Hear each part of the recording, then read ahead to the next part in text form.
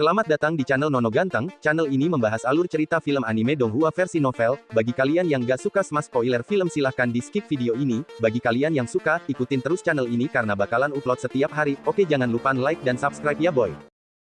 Bab 36 Permusuhan Mendadak. Dewa. Kata ini tidak boleh digunakan secara sembarangan.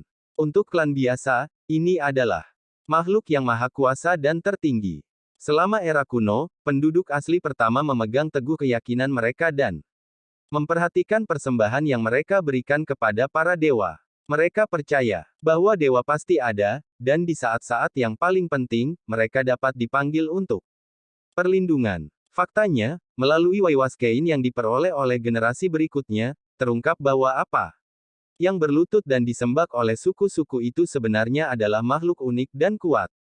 Makhluk-makhluk ini termasuk Hou sejati dan Pi Hou yang berdarah murni, dan mereka semua adalah makhluk yang bisa dianggap sebagai puncak kehidupan. Di masa lalu, penduduk asli pertama menyembah makhluk-makhluk ini dengan rasa hormat dan pengorbanan untuk menerima perlindungan mereka. Namun, ada manusia yang berani menyebut diri mereka dewa, dan mereka memiliki kekuatan untuk bertarung dengan binatang buas kuno. Mereka memiliki kekuatan yang menantang surga, dan dengan lambai cin tangan mereka, mereka bisa memusnahkan klan besar dengan tingkat kekuatan ilahi yang tak terduga, itu tidak mungkin untuk menolak. Rumor mengatakan bahwa negara-negara kuno yang luas dan tak terbatas masih mengorbankan ke langit Dain melakukan upacara kuno hingga hari ini. Meskipun tahun-tahun tak berujung telah berlalu, mungkin ada jejak yang ditinggalkan oleh dewa misterius dan menakutkan dari negara-negara kuno ini. Penduduk desa Batu menyebut pohon willow ini sebagai dewa. Bagaimana mungkin orang tidak terkejut? Judul ini tidak bisa diberikan dengan hemat. Anda yakin roh penjaga senior ini tidak menentang panggilan dewa?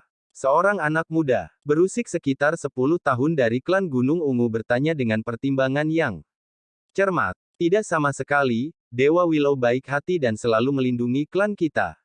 Ermeng sembarangan berkata, roh penjaga yang tidak menentang disebut dewa. Ketika informasi ini dirilis, semua ahli segera berubah pikiran. Mereka tidak bisa membantu tetapi mengambil langkah mundur. Karena mereka semua takut punggung yang terbakar dan pohon willow yang sekarat ini.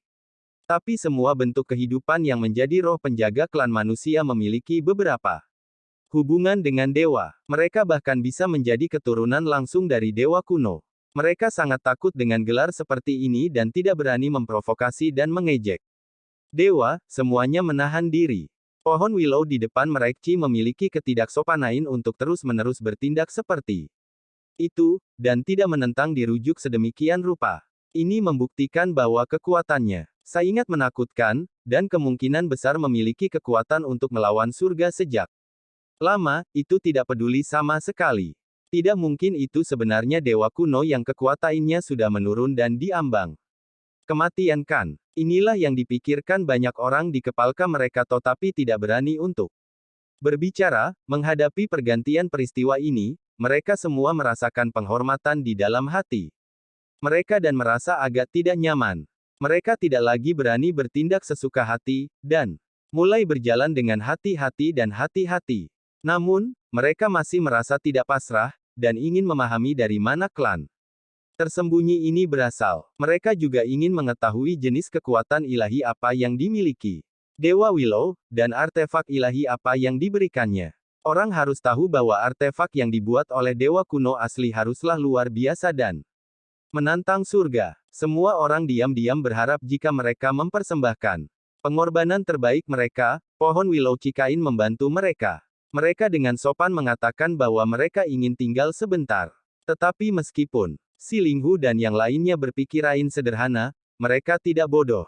Mereka menyadari ide sesuatu yang mencurigakan dan menyatakan bahwa hanya ada sedikit kamar dan tidak banyak tempat tinggal. Meskipun si Feijiko dan yang lainnya berharap mereka pergi secepat mungkin, orang-orang ini pasti tidak menyerah. Satu demi satu, mereka menyatakan bahwa mereka tidak perlu memasuki desa dan tinggal di luar saja sudah cukup. Mereka mengklaim bahwa satu-satunya keinginan mereka adalah agar mereka dapat minum air dari dalam desa. Para ahli kuat dari klan Gunung Ungu, kolam terapung besar, klan petir, suku serigala emas, Dan istana awan surgawi semuanya tetap tinggal. Mereka awalnya ingin memasuki kedalaman gunung dan mencari tahu misteri di balik harta karun gunung. Siuderku, tahukah Anda tentang masalah di dalam pegunungan? Saya mendengar bahwa ada beberapa harta gunung yang luar biasa yang membuat keturunan Archaik menjadi gila. Karena mereka, apakah kalian pergi mencari mereka? Pemimpin suku Serigala Emas berkata kepada si Fei Jiao dengan ramah saat dia mengikat unicornnya. Aku pernah mendengar tentang itu, tapi ketua kita tidak mengizinkan kita pergi. Untuk mendapatkan hal-hal itu, Anda perlu menjadi individu yang sangat berbakat atau binatang buas, jika tidak, hanya kemati Qin Yaing menunggu. Di sisi lain, Lei Yunkun mengeluarkan sebotol bunga roh dan memasukkannya ke dalam air mendidih. Segera setelah itu, mereka menjadi parfum yang harum, dipenuhi dengan esensi spiritual. Dia mengundang penduduk desa yang usianya dekat dengannya untuk minum dan bercakap-cakap dengan mereka. Secara komparatif, anak-anak itu sedikit lebih murni. Kedua gadis muda dari Istana Awan Surgawi sedang mengobrol dan tertawa dengan lelaki kecil itu. Kadang-kadang, mereka mencubit pipi lembut si kecil karena merasa anak ini terlalu menggemaskan. Kami telah minum susu yang kaya dan manis dari Snow Scarlet Leopard. Ketika saya masih muda, saya minum secangkir setiap hari. Seorang gadis muda berkata dengan gembira. Susu binatang benar-benar harum dan sangat enak. Si kecil mengangguk ketika mereka tiba-tiba mulai berbicara tentang susu. Anak kecil, susu apa yang paling kamu suka? Kedua gadis muda itu identik. Mereka bagus, indah dan cantik. Dari waktu ke waktu, mereka akan menggosok rambut hitam legam si kecil yang mengilat. Macan api, baidak bulan, gajah bertanduk naga, jika Anda mencampur ini menjadi 100 susu hewan maka itu akan terasa paling enak. Zishan Kun, Lei Mingyuan dan yang lainnya berjalan lewat di sini dan memutar maci mereka. Apa ini? Mereka tiba-tiba membicarakan hal ini. Terutama Jiao Peng, semakin dia memikirkannya, semakin marah dia. Dia dikalahkan dan dipermalukan oleh seorang anak yang menyusui. Namun sekarang, dengan asumsi bahwa ini adalah klan tersembunyi di bawah perlindungan dewa, dia hanya bisa sangat marah. Dia tidak berani bertindak sembarangan. Setelah 4 jam, sekelompok ahli mulai memiliki beberapa keraguan. Desa Batu agak aneh. Mereka telah berulang kali menyelidiki, hanya untuk menemukan bahwa kebanyakan dari mereka sama sekali tidak memahami teks tulang. Bukankah seharusnya keluarga tersembunyi bisa setidaknya mencerminkan itu? Ada yang salah, seharusnya tidak mungkin semua orang bersembunyi dengan benar. Mengapa kehadiran seorang ahli yang telah menguasai teks tulang tidak dapat dirasakan? Ada masalah. Seharusnya kita tidak menakut-nakuti diri kita sendiri, kan? Orang-orang ini tajam. Bahkan jika jejak bukti terkecil ditempatkan di hadapan mereka, mereka akan segera menemukan jejak atau celah. Sebelumnya di bawah kusan pertama, mereka disesatkan oleh berbagai hal aneh. Baru sekarang itu berakhir. Setelah berhubungan dengan orang-orang di Desa Batu, mereka perlahan mendeteksi kelainan. Mereka mulai menyadari bahwa mungkin saja mereka terlalu gugup dan melakukan kesalahan. Banyak wajah orang mulai tidak senang. Paru-paru Jiao Peng akan meledak. Zishan Kun, Lei Mingyucain dan para jenius lainnya juga tertekan dan para pemuda kuat itu mulai mengembangkan ekspresi sedih. Semua dari mereka tidak terlihat bagus karena mereka yakin telah dimainkan. Jika berita ini keluar, mereka akan menjadi bahan tertawaan. Beberapa kecan Yaing kucit hampir ditakuti oleh Desa Batu, ini akhirnya akan menjadi cerita yang fantastis. Paman Chang, saya baru tahu, pohon willow yang terbakar ini baru muncul beberapa puluh tahun yang lalu. Itu tidak mungkin dewa penjaga dari zaman kuno. Selain itu, setelah bertahun-tahun, pohon willow ini tidak pernah berbicara dengan desa ini sama sekali. Aku merasa dia sudah kehilangan banyak kekuatannya sebagai roh penjaga. Wajah Jiao Peng jelek saat dia mengatupkan giginya. Jika Chang dan yang lainnya tidak bisa bertahan lebih lama lagi, mereka membuat kesalahan seperti itu di bawah kesan pertama mereka. Untungnya, tidak ada yang melakukan sesuatu yang benar-benar akan membuat mereka kehilangan muka seperti mempersembahkan korban di depan pohon willow. Orang-orang dari pegunungan ungu juga bergumam dan sampai pada kesimpulan yang Sama, awan ungu membubung di atas kepala Zishan Shou dan kabut mulai melingkari seluruh tubuhnya seperti tungku ungu besar. Dia sangat marah, tetapi dia tidak meledak dan dengan cepat menahan diri. Kakek, mereka tidak akan marahkan. Jika mereka merasa desa ini tidak menguntungkan, lalu, apa yang akan kami lakukan? Kedua gadis muda dari Istana Awan Surgawi mulai khawatir. Mayoritas dari mereka tidak akan pergi jauh. Seorang pria tua yang memegang bulu salju berkata, ketika langit menjadi gelap, kelompok orang ini mulai memahami apa yang sedang terjadi.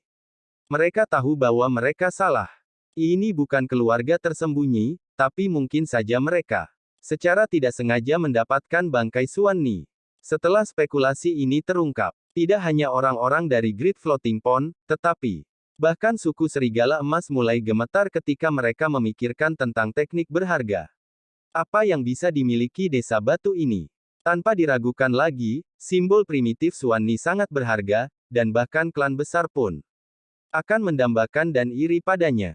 Teknik berharga seorang ahli dari Archaic Descendant biasanya akan menjadi kemampuan terkuat dan paling luar biasa sebuah keluarga. Untuk jenis hal ini, lebih banyak lebih baik.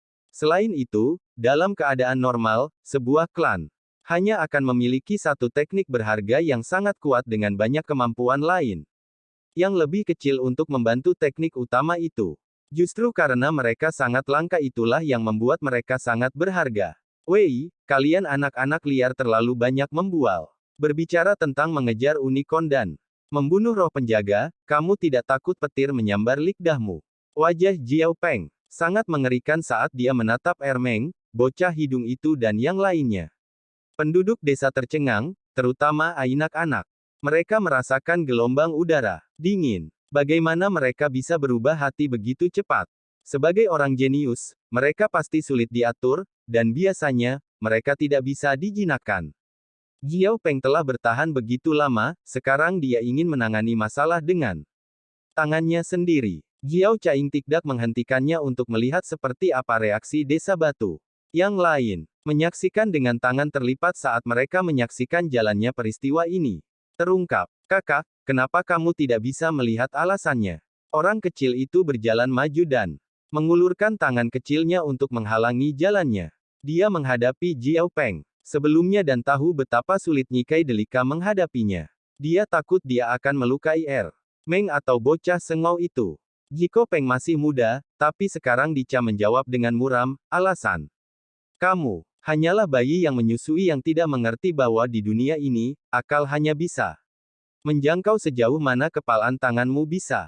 Kakak, kita menjauh dari urusan duniawi dan menyukai kedamaian. Kami tidak ingin ada konflik dengan Anda. Mohon jangan tersinggung atau marah. Jika kami telah menganiaya Anda, kami akan meminta maaf. Seorang anak yang berbicara dengan susu di sudut mulutnya membuat beberapa ahli merasa malu. Orang tua dari Istana Awan Surgawi berdiri dan berkata, lepaskan. Orang-orang di sini tidak merasa malu. Orang tua dari Istana Awan Surgawi berdiri dan berkata, lepaskan. Orang-orang di sini tidak canggih. Mengapa mempersulit mereka? Ketika dia mengatakan hal ini, dia melihat ke arah pria parubaya dari kolam terapung besar, Jiao Chang, karena dia sangat sopan terhadap Jiao Peng. Namun, semua orang dari desa batu memakai Suanni dan mendapatkan benda suci. Tulang berharga. Itu membuat banyak dari mata ahli ini menjadi hijau karena iri. Banyak dari mereka menginginkannya sendiri dan kesulitan menenangkan diri. Desa ini sedang bermain-main dengan kami. Memang ada yang salah di sini. Orang-orang dari suku serigala emas berkata. Kicauan-kicauan. Tiba-tiba, beberapa suara kicauan bergema. Da Peng, Xiao Qing dan Ziyun, ketiga tukik. Semuanya mengepakkan sayap dan berlari ke arah mereka. Mereka sangat cerdas dan bergegas menuju tempat si kecil berdiri. Beberapa hari ini, mereka terus-menerus mengalami transformasi.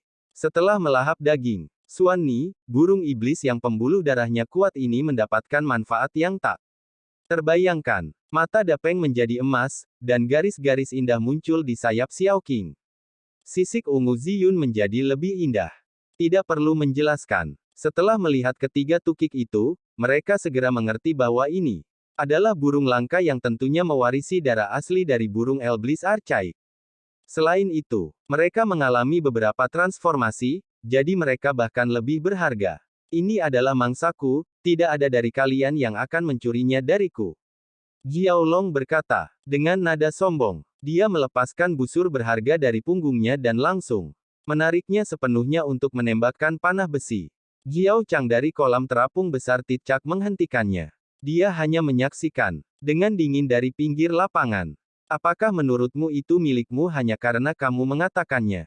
Zishan Kun dan Lei Mingyuan juga datang dan dengan cara yang sama mengeluarkan busur mereka dan menganggap ketiga tukik itu mangsa mereka. Kelompok ahli semuanya tercengang. Ini adalah tiga tukik yang berubah abnormal. Jika mereka dewasa, mereka akan menjadi sangat kuat, dan akan menjadi makhluk penjaga yang sangat kuat. Kamu tidak bisa menyakiti Ziyun dan yang lainnya. Si kecil dan yang lainnya menjadi marah. Matanya berbinar dan menatap Jiao Peng dan yang lainnya saat dia mengulurkan tangan putih saljunya untuk memblokir mereka.